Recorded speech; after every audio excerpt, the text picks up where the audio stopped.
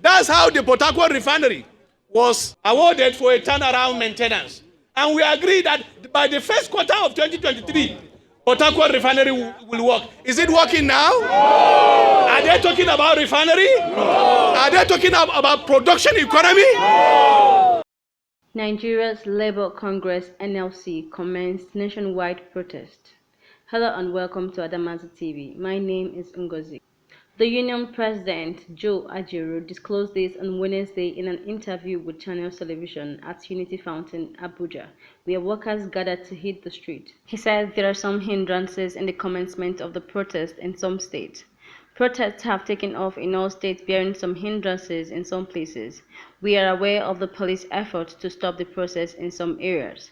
To be candid with you, nothing is stopping the protest.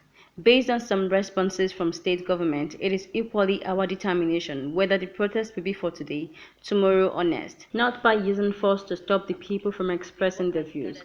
We are here for the protest to make a statement to Nigerians, he stated. The protest, which took place in Lagos, Abuja, Kano, Enugu, amongst many other states, was said to be peaceful and geared towards a structured goal. On a trending video seen is the National Assembly gate pulled down due to access denial. As we keep our fingers crossed while expecting a better outcome for the benefit of all Nigerians, I remain Ngozi, and this is Adamazi TV. Do not forget to subscribe, comment, like, and share. It's not against removal, but our point is that we must produce here at home, because we are the only OPEC country in the whole world that is not producing. And we told them, and they agreed, and we signed agreement. That's how the Port Harcourt refinery was awarded for a turnaround maintenance. And we agreed that by the first quarter of 2023, Port Harcourt refinery will work. Is it working now? No. Are they talking about refinery? No. Are they talking about production economy? No. Two, you are aware that they brought the issue of Dangote refinery, that it will be ready by the first quarter of 2023. It was commissioned. Is it producing? No. If we depend solely on importation, two variables are not under our control. One, the exchange rate and the cost of crude oil at the international market, which means it's going to be a vicious cycle that it has been for the past 30 years. It has been a vicious cycle, and it will continue to be a vicious cycle, and it will continue to affect our economy. And therefore, government must come with three plans: immediate, medium, and long-term plan. I've not seen that on the table. It's a fire brigade approach. It's a quick pill that will relieve only pain for now, but the pain will remain with us perpetually. What will address this issue is actually the issue of production.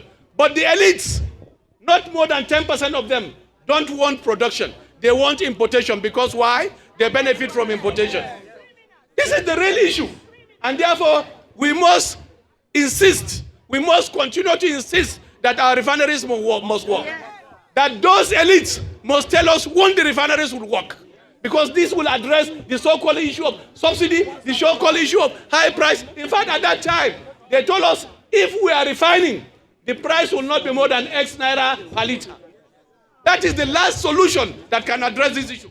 So nobody is talking about that. In fact, we even discussed the issue of power, which was headed by a minister. And we said even the tariff of power can be reduced if we reduce the price of gas to the generating companies. And we agree on that. We recommended what can be done.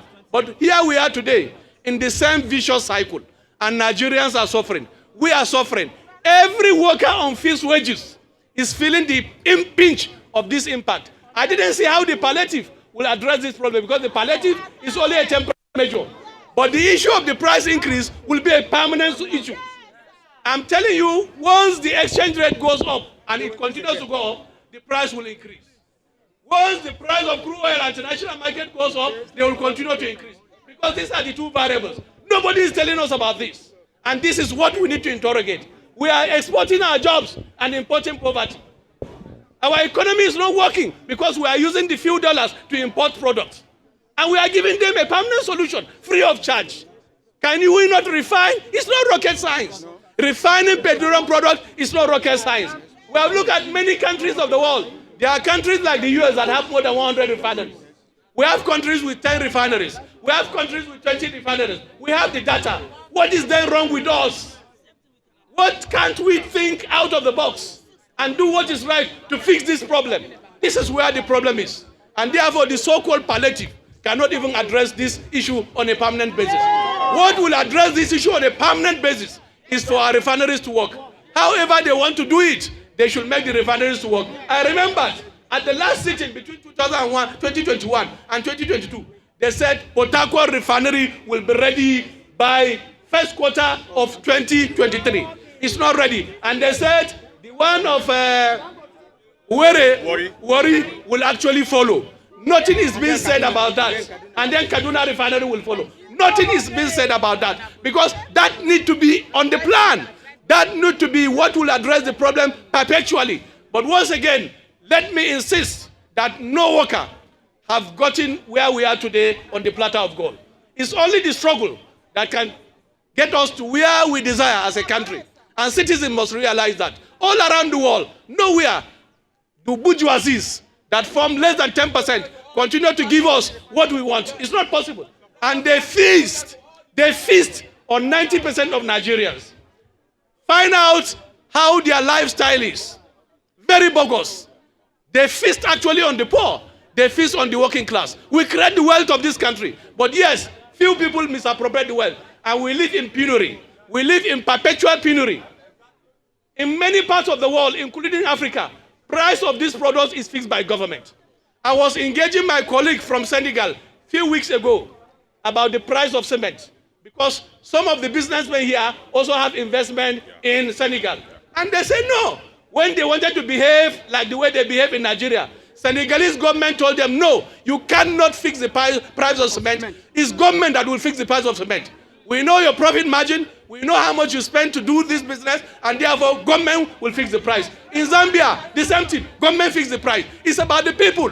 Why exploit the people and allow market forces to continue to feast on the people when we have this product free of charge? It was given to us by God Almighty free of charge. Why should we suffer the consequence of what is happening in other countries? This is the real issue, comrades. It's the real issue. It's not rocket science. It's a straightforward issue. If we produce, it's going to be cheaper. Let me give you the last logic. The last logic is that you produce maize in your farm, and you have to separate the one that your family will eat and the one you are going to sell in the market. But in the case of Nigeria, you sell everything. And you come and be complaining that the price of this thing is high. It's because of subsidy. It's because we are not using our brains, and because Nigerians have been taken for granted for a very long time. This is the real issue. And therefore, the struggle will continue, and we are going to succeed by the grace of God. Solidarity.